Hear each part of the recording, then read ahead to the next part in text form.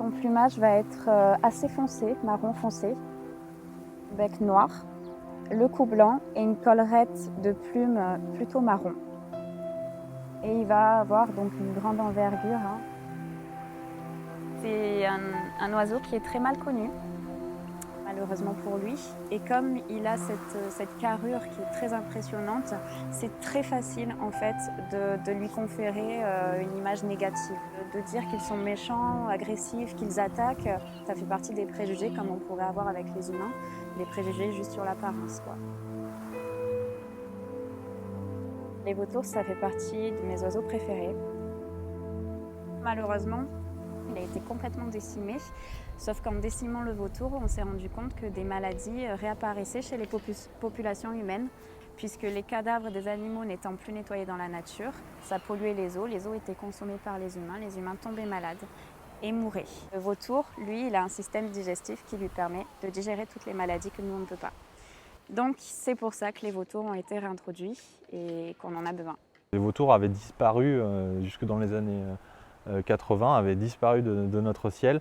Il y avait encore quelques couples qui subsistaient dans les Pyrénées, mais c'était à peu près tout. Il y a eu une première réintroduction avec succès qui a fait école, on va dire même dans le monde entier, dans les années 80, dans les Grands Causses. Et on a vraiment une population donc, qui est passée d'un statut de conservation critique à un statut de conservation aujourd'hui en préoccupation mineure. Donc c'est un véritable succès.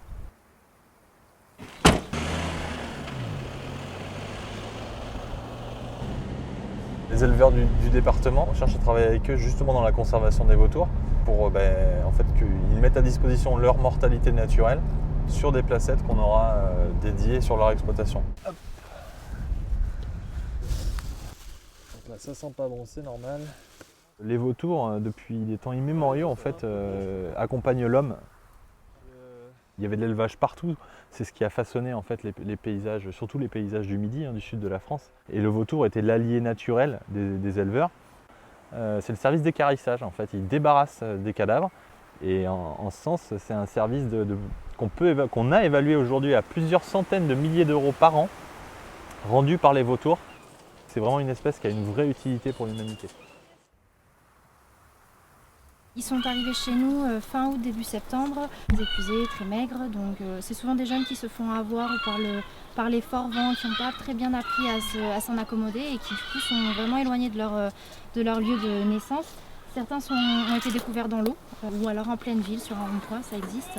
Le relâché est aujourd'hui, maintenant qu'ils sont plus forts, qu'ils sont plus musclés, ils devraient quand même s'en sortir. Généralement, ça n'est encore jamais arrivé, on n'a jamais récupéré des vautours après un relâché. On voit qu'un animal a bien récupéré quand on commence à lutter vraiment contre lui.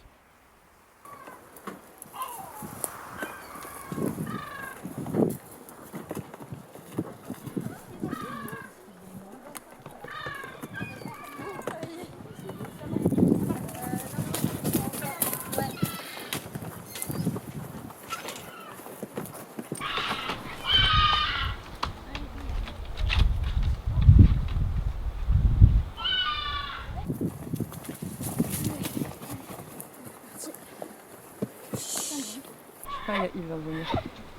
Ouais, mets la tête en bas. Non, 3, lâche.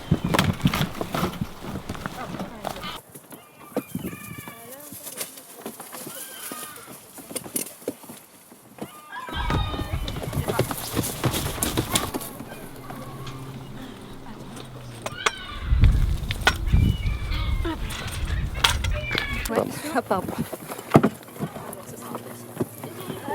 Ouais, mais il est petit lui aussi. C'est pas te mêler dans l'axe.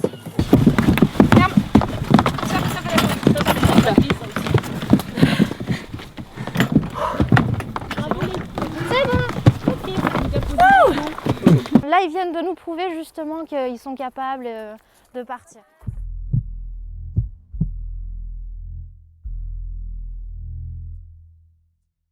Il n'y a pas vraiment d'inquiétude, la seule inquiétude qu'il peut y avoir, c'est de la part du public.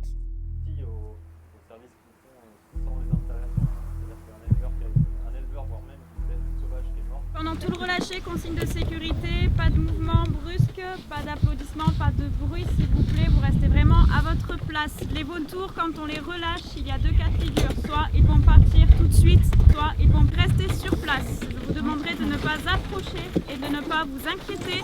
Plus vous restez calme, plus ils seront calmes aussi. Bon relâché, profitez bien.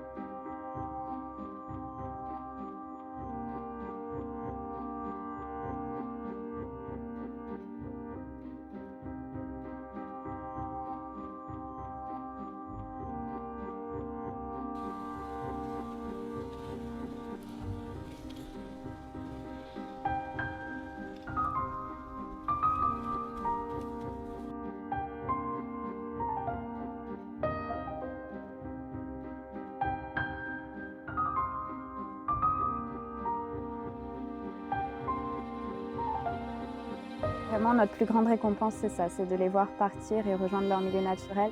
On rend à la nature ce qui lui appartient et on essaie de faire de notre mieux pour encourager la biodiversité et faire en sorte qu'elle se développe. On nous voit comme des écologistes qui travaillons pour l'environnement, pour les animaux. Mais ce que je dis, c'est que nous, on travaille pour les humains, on fait de l'humanisme.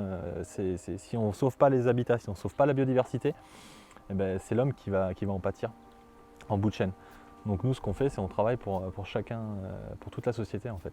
Ça, c'est important, je pense, de le comprendre.